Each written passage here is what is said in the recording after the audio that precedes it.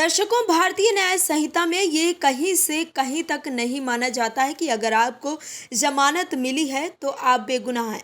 जमानत एक तरह का राहत देने वाला नियम है जो कि तब दी जाती है जब न्यायालय को लगे कि जो आरोपी हैं उसे जेल से बाहर आने के बाद केस पर किसी भी तरह की आंच नहीं आने वाली है। लेकिन लगता है कि आपने जमानत का कोई नया ही अर्थ निकाल लिया है कि जमानत मिलने का मतलब ये है कि ये बात साबित हो जाएगी केजरीवाल दोषी नहीं है, उनको फंसाया गया है। दर्शकों, आपके नेता अपने मुखिया को कट्टर ईमानदार दिखाने के लिए इतने लालायित हैं कि वो अर्थ का अनर्थ कर रहे हैं। वो अपने हिसाब से न्यायिक शब्दों की व्याख्या कर रहे हैं, जिससे ये सवाल उठ रहा है कि क्या आपके नेता को न्याय की समझ नहीं है या वो जनता को गुमराह कर रहे हैं। अरविंद केजरीवाल को निचली अदालत से राहत जरूर मिली थी, लेकिन हाई कोर्ट ने केजरीवाल के मंसूबों पर पानी फेर दिया। लेकिन फिर भी आपके नेता केजरीवाल का हाल देख बीजेपी से तिलमिलाए हुए हैं। क्या है खबर, बताते हैं आपको इस रिपोर्ट में। आम आदमी पार्टी ने आबकारी नीति में कथित घोटाले के मामले में मुख्यमंत्री अरविंद केजरीवाल की गिरफ्तारी को लेकर बीजेपी पर बड़ा हमला किया है। आप प्रवक्ता रीना गुप्ता ने पूरे मामले को साजिश करार दिया है। बीजेपी पर आरोप लगाते हुए उन्होंने कहा है कि पिछले 2 सालों से जांच चल रही है, लेकिन केजरीवाल के खिलाफ कोई भी ठोस सबूत नहीं मिले हैं। आप प्रवक्ता ने कहा कि इतनी रेड डाली गई, लेकिन अरविंद केजरीवाल के खिलाफ कोई सबूत नहीं मिला है।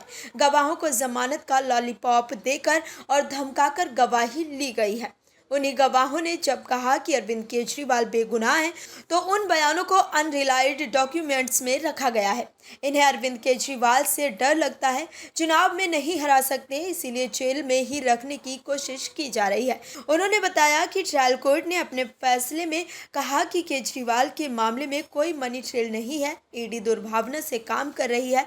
ईडी मामले में जमानत मिलने का मतलब है कि केजरीवाल गुनाह है, लेकिन इस फैसले के खिलाफ ईडी बिना कोर्ट के आदेश की कॉपी के स्टे कराने के लिए दिल्ली हाई कोर्ट गई।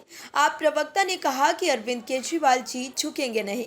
एक दिन अरविंद केजरीवाल जी के हाथों ही बीजेपी का राजनीतिक करियर खत्म होगा। अरविंद केजरीवाल जी जल्द ही जेल से रिहा होंगे। सत्येंद्र जैन मामले पर आप प्रवक्ता ने कहा कि ये एक नया षड्यंत्र है। केजरीवाल के खिलाफ तो षड्यंत्र चल ही रहे हैं। रीना गुप्ता ने कहा कि जब मोदी को लगा कि ईडी के मामले में केजरीवाल को राहत मिल रही है, तो उन्होंने सीबीआई को एक्टिव कर दिया। 14 महीने पहले सीबीआई ने बुलाया था। अरविंद केजरीवाल जी गए भी थे, फिर 14 महीने चुप रहने के बाद गिरफ्तार किया गया। उन्होंने आगे कहा कि दिल्ली हाई कोर्ट के जिन जज ने ट्रायल कोर्ट के आदेश पर स्टे दिया, उनके भाई ईडी के स्पेशल वकील हैं। ऐसा खबरों से सुनने को मिला है। अगर ऐसा है तो नहीं होना चाहिए। न्यायपालिका पर सबका यकीन बना रहना चाहिए। दोस्तों, अब समझने की ज़रूरत है कि जब हाईकोर्ट बेल पर स्टे लगा दे रहा है, तो कहीं ना कहीं न्यायालयों को भी लग रहा है कि केजरीवाल ने कुछ न कुछ तो गड़बड़ की है या बाहर आ सकते हैं। Bureau report, OMH news.